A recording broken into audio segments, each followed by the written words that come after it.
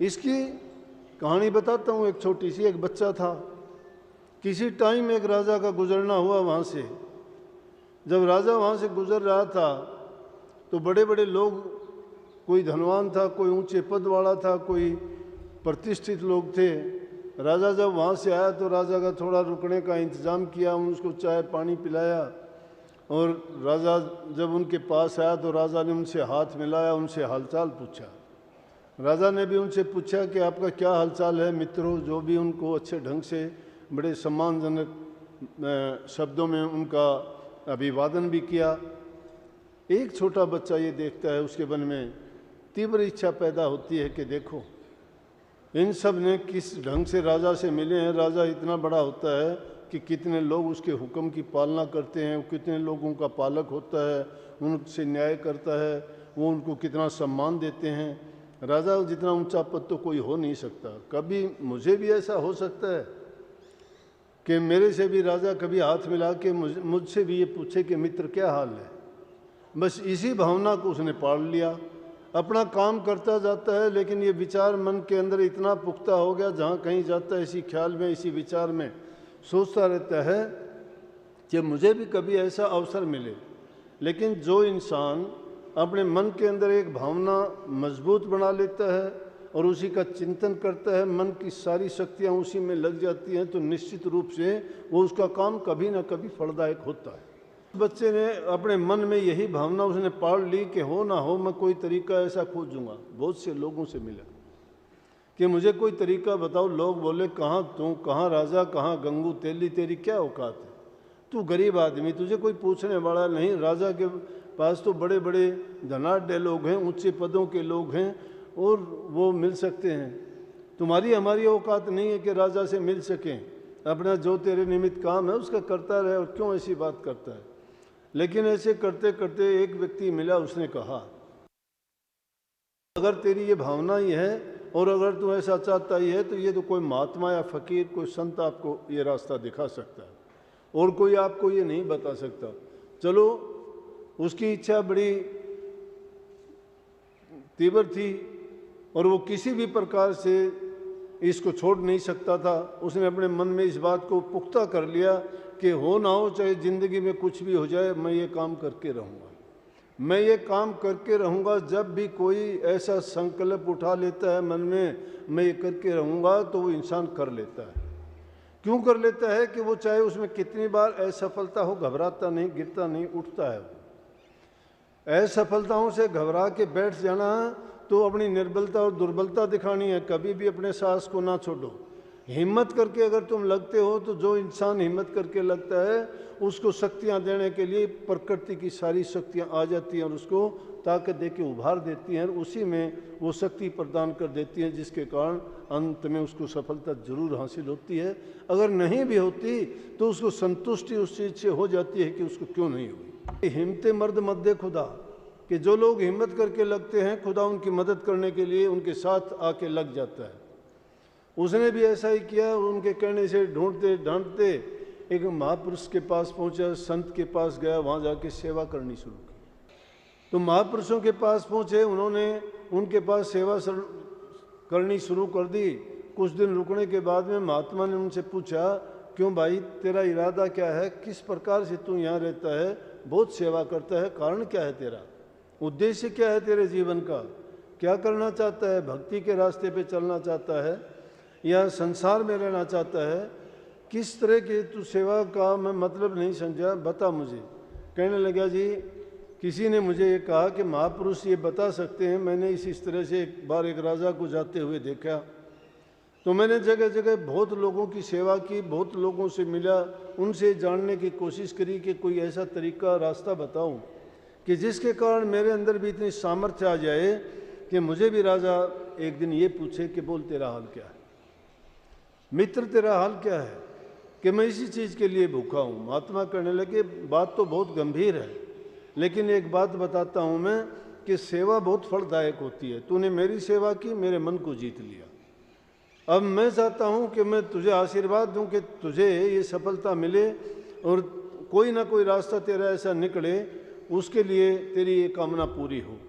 लेकिन उसका रास्ता भी यही है कि सेवा सबसे बड़ा और सबसे उत्तम और सबसे सरल तरीका है। मैं तेरे को एक तरीका बताता हूँ। राजा का किला बन रहा है, उस किले में जाके सेवा करनी शुरू कर दे, और वहाँ जो भी वहाँ उन राजा का नुमाइंदा है वो काम करने वालों को उसके बदले में पगार देता है। तू सेवा करता रहना, लेकिन वहाँ से लेना कुछ नहीं। तू जब कुछ भी नहीं लेगा और सेवा करता रहेगा, एक दिन तेरे को उसका फल जरूर मिलेगा। महापुरुषों के वचन में बड़ी ताकत होती है। संत बोले सहज स्वभाव, संत का बोला मिथ्या नहीं जाओ। संत की वाणी झूठी हो तो भी सच्ची करके जानी। उनको किसी चीज की मजाक ना मानो। किसी भी तरह से अगर तुम उनको खुश करके प्रसन्न करके उनसे वचन अगर ले लेते हो, अच्छा आशीर्वाद प्राप्त कर लेते हो, उनके मन से निकला हुआ वचन निश्चित रूप से हमारे लिए बहुत लाभकारी और गुणकारी साबित होगा। बच्चा जब तक घूमते घुमाते समाज में इधर उधर की ठोकर खाता संभलता, उसको अकल आई, तरह तरह के लोगों से मिला, लोगों से तरह तरह की वार्तालाप हुई, किसी ने कुछ बताया, किसी ने कुछ बताया, लेकिन सबसे उत्तम उसको महात्मा ने बताया कि सेवा ही ऐसा तरीका है जो तेरे कामना को पूरी कर सकता है। बस उसने देखा कि राजा का किला बन रहा था, वहाँ जाके सेवा करनी शुरू कर दी। जब उसने सेवा शुरू कर दी, एक हफ्ता बीत गया, दूसरा हफ्ता बीत गया, वहाँ पे जो काम देखता था उसने कहा भाई एक आदमी को मैं बहुत काम करते हुए देखता हूँ, लेकिन शाम को जब उसको उनकी दिहाड़ी देने का टाइम होता है तो वो नहीं होता है, ऐसा कौन आदमी है? लेकिन जब वो टाइम आता है तो पूरा दिन तो बहुत मेहनत करता है, फिर चुपके से निकल जाता। जब तीसरा हफ्ता लगा तो उसने सबको बताया और पूछा कि उसको मिलवाना मेरे से। तीसरा हफ्ता लगा उसको, जब वो खिसकने लगा, सारा दिन सेवा की और शाम को जब निकलने लगा वहाँ से उसको पकड़ के उसके सामने पेश किया कि ये आदमी है कि जो सेवा करता। उसने उससे पूछा कि क्या कारण है, तू इतनी मेहनत करता है, बहुत प्यार से करता है, पूरी लगन से करता है, तो ये बहुत ही तेरी श्रद्धा है इस काम में, लेकिन तू पैसे क्यों नहीं लेता, क्यों चला जाता है? कहने लगा कि अपने काम के कैसे पैसे? अपना काम? किसका काम है? बोला कि राजा अपना नहीं है। बोला राजा अपना है। तो राजा जब अपना है तो ये काम किला अपना नहीं है। बोला किला भी अपना है, तो काम अपना नहीं हुआ? बोला काम तो अपना है। बोला तो अपने काम के लिए मैं कोई पैसा नहीं लेना चाहता, ना मैं लूँगा। बड़ा खुश हुआ। जो मंत्री उस किले की देख रेख करता था उससे जाके जिक्र किया कि जी एक आदमी है जो कुछ भी लेता नहीं है, बड़ी मेहनत काम करता है। मंत्री जो ऊंचे लोग होते हैं उनकी सोच भी ऊंची होती है, उनको मंत्री ऐसे ही नहीं बनाया जाता, क्योंकि जो कुछ जानकार होते हैं, ज्ञान होता है, समझ होता है, विवेक होता है, उनको काम करते करते अनुभव भी होता है। उसको मंत्री को जब बताया तो उसने सोचा कि निश्चित रूप से ये कोई न कोई अच्छा इंसान है। वो जब तो कुछ नहीं बोला, लेकिन एक दिन जब वो मंत्री उसको देखने के लिए, काम को देखने के लिए गया, उस लड़के से मिला और मिलने के बाद में जब उससे बात उसने पूछी और जानना चाहा कि इतनी सेवा करता है, इतना काम करता है, तो पैसे क्यों नहीं लेता, उसने वही बात उसके सामने कही।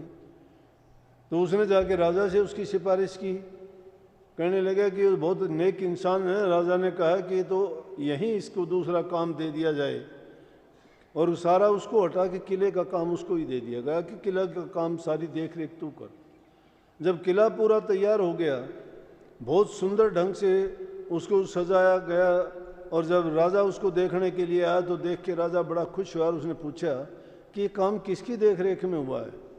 तो जब उसको प्रस्तुत किया और उसको बताया तो राजा उसको देख के बड़ा खुश हुआ। राजा उससे हाथ मिला के कहने लगा, वाह भाई मित्र, तुम बहुत अच्छा इंसान है, तूने इतना सुंदर काम किया मैंने ज़िंदगी में कभी नहीं देखा। कि बोल तुझे क्या ही नाम चाहिए। पैर पकड़ के राजा से कहने लगा कि मेरी ज़िंदगी में मैंने एक इच्छा थी मेरी, और वो आपने मुझे सब कुछ दे दिया, मुझे किसी चीज़ की ज़रूरत नहीं है। बोला कि वो कौन क्या दिया मैंने? कि मैंने ज़िंदगी में एक बार आपको इस तरह से दूसरे लोगों से हाथ मिलाते हुए देखा था, और मेरे मन में ये विचार आया था कि मेरे साथ भी राजा ऐसा अगर करे किसी दिन तो मेरा जीवन सफल हो जाएगा। कि आज वो दिन आ गया, आपने मेरे से मेरा हाल चाल पूछ लिया, हाथ मिलाया, और मेरी सब मनोकामनाएं पूरी होगी। मैं अब खुश हूँ, मेरे जीवन से संतुष्ट हूँ, मुझे कुछ नहीं चाहिए। राजा कहने लगा, जब तेरा इतना प्यार है और तूने इतनी कुर्बानी अगर मेरे लिए की है तो आधा राज तेरा है, तो राज के काबिल है। और इतना त्यागी, इतना अच्छा इंसान, इतना हितकारी, जो मेरे हित की बात सोचता है, और इतने थोड़े समय में तूने इतना अच्छा काम किया है, तो तुझे मंत्री बनाया जाता है। उसको मंत्री बना दिया गया और राजा ने उसको अपने करीब रखा। तो किस चीज़ के कारण उसको इतना ऊंचा पद मिला? सेवा के कारण। जो सेवा नहीं करता, निठल्ला रहता है, निश्चित रूप से उसको चीज़ें मिल जाएंगी, क्योंकि जिसने पैदा किया है उसने उसका खाने पीने का इंतज़ाम भी किया है। ये तो इंसान की अपनी सोच है कि मैं छल करता हूँ, बेईमानी करता हूँ, धोखा करता हूँ, लूट खसूट करता हूँ, झूठ बोलता हूँ, इधर उधर से लेता हूँ। वो सब कुछ होते हुए भी अपनी नीयत को आदमी दिखा देता है। क्यों दिखाता है? कि उसकी जिसकी नीयत खराब हो जाती है, उसके पास चाहे कुबेर का खजाना भी क्यों ना हो, भूखा रहेगा वो, उसकी भूख कभी नहीं मिटेगी। उसकी आदत बन चुकी है। और जिस इंसान की जो सोच हो जाती है वो वैसा ही होता है। लेकिन ऐसी चीज़ों को अगर तुम जीतना चाहते हो, मन में शुद्ध और पवित्र विचार रखना चाहते हो और अपने जीवन में कामयाबी हासिल करना चाहते हो, तो उसका सबसे उत्तम तरीका सेवा का है। सेवा कैसी भी हो, और दरबार की सेवा तो जिसको मिल जाए उसको तो अपना भाग सराहना चाहिए। सेवा किसी से भी मिल जाए, सेवा किसी से भी मिल जाए, जिसको जो सेवा मिले वो सेवा उसको खुश होकर स्वीकार करनी चाहिए, उसको छोड़ नहीं देना चाहिए। कईयों की गलती होती है, सेवा काम किसी से लेना होता है, ये तो सतगुरु जानता है। किसी से तन की सेवा लेनी होती है, किसी से मन की सेवा लेनी होती है, किसी से धन की सेवा लेनी होती है, और किसी से सुरत की सेवा लेनी होती है। तन की सेवा वालों से तन से सेवा कराई जाती है, मन की सेवा वालों से नाम का सुमरण ध्यान करवाया जाता है, धन की सेवा वालों से दान पुण्य करवा के या दूसरे कल्याणकारी कामों में उसका धन लगवाया जाता है, और सुरत की सेवा करने वालों को भजन बंदगी करने के लिए हिदायत दी जाती है कि तुम भजन करो, बिना उसके तेरा कल्याण नहीं होगा।